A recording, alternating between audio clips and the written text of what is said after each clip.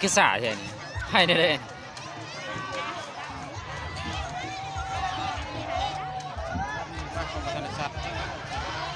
ละสีผ้าค่ะ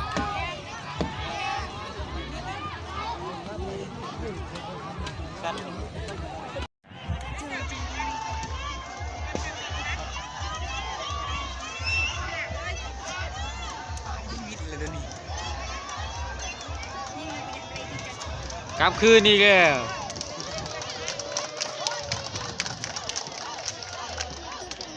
ชนะตลอดหน้าขังนะเนาะยังไม่เคยแพ้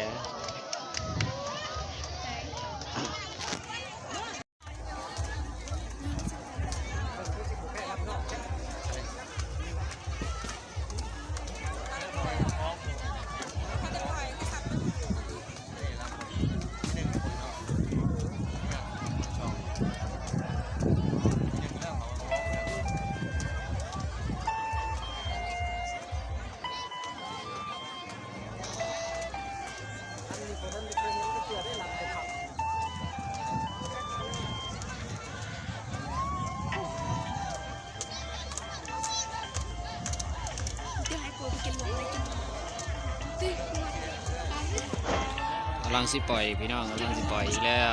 มาอีก2สีส้มกับสีแดงเนาะ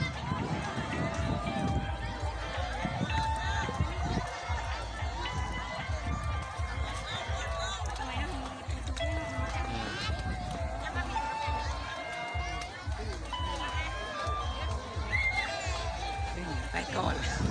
ป้ายอ้าวยำได้สิปล่อยนี่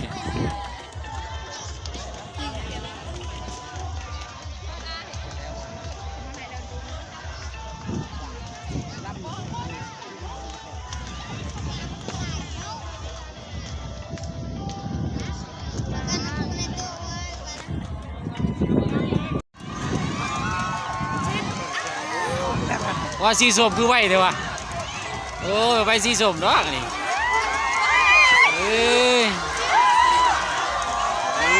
สีส้มขาดอีกแล้วสีส้มไปกินแล้ว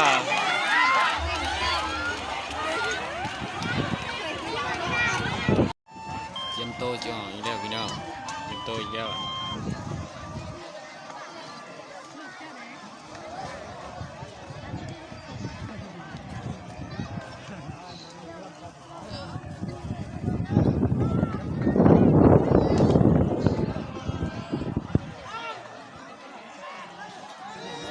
ไปแล้วพี่น้องไปแล้ว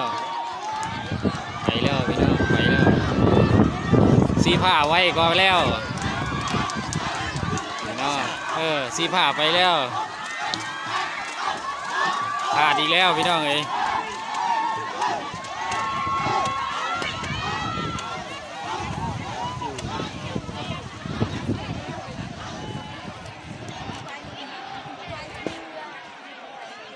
วานาสีผ้าไปกินไปแข่งกันเลยบ่มีสิมาเบิกนำการมองตาประกาศคือเจ้ามาเพื่อใดกำลังสิเริ่มมาแล้วได้กินได้ทั้งลุมกะ